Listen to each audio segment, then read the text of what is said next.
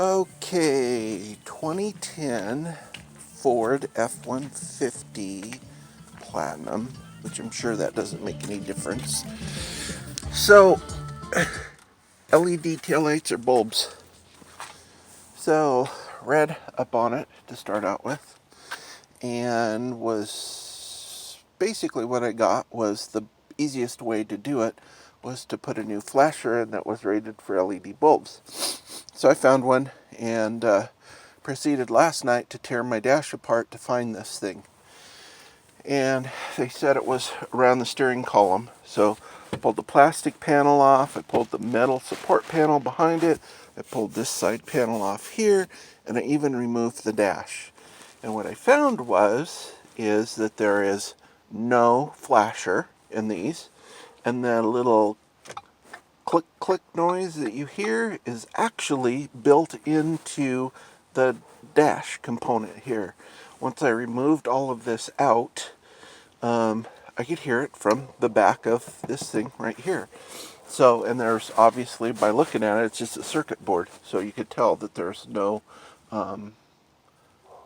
flasher in it or resistor module relay.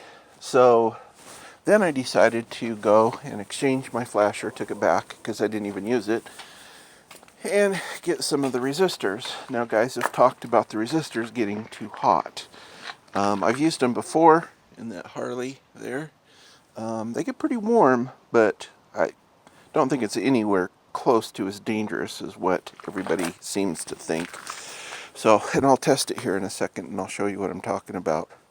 So, anyway, I put on one resistor because this has got the twin taillights in it, twin bulbs. So I put one resistor on this top unit, ran it over to the ground, and I still had Hyper Flash. So at first I thought, well, I'm not getting a good connection. Well, I could tell that I was because this unit here, right here, was getting warm. So I had to have a connection. So then what I did was tried a regular bulb here back in this lower unit, and then tried it. Hyper Flash was gone. So that told me on this particular truck, 2010 Ford F-150 Platinum, and I'm sure it's the same for all the 2010s, that you actually have to put a load equalizer on each bulb. And the reason for that, and I think I'm going to have to do the front too, is that they say that each line runs back to that smart board in there, so I can tell when a bulb's out. So they're run independently of each other, therefore they go into the Hyper Flash mode when you're not running two resistors. And actually I'll be running three resistors because I'll have to do the front too. The other option that I read about is that you can have that reprogrammed. I wasn't going to go to the expense or trouble of doing that, even though I probably have a friend that could do it for me. But anyway, this was the solution since I already had the resistors. So, wanted to show you, before I put it all back together, what transpired and what worked. And would be very curious for somebody to show me a turn signal relay on these, because man, I dug around everywhere. I couldn't find it, and I read for hours this and that, and forums and stuff. A lot of information out there, but I think a lot of people don't know what the hell they're talking about. They've read something, so they're going to pass it on like they've done it. I've actually done it. You can see that it's done, and I'll show you that now there's no Hyper Flash. So I'm also show you the temp. So here's my heat deal, and these were running about 40 some degrees. Oops.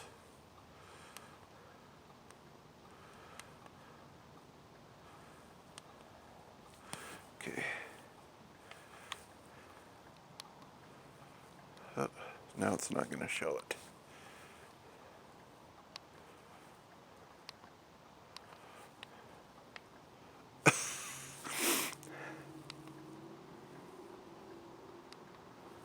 Hold on just a second.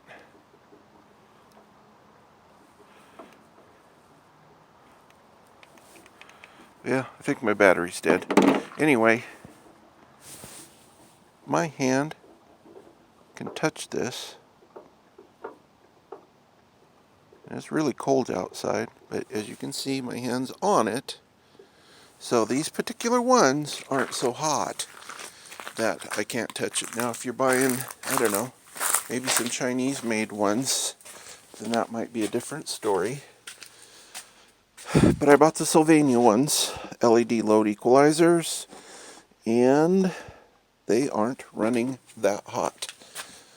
Again, sticking my hand on it, I wish I could show you. What I seen before when I was doing the temp on it, they were showing about 42 degrees when I was testing it earlier, and they'd get up to about 60, and that was about the highest I seen it. Again, it's pretty cold out. It's probably in the 20s, so anyway, that's what I've experienced so far.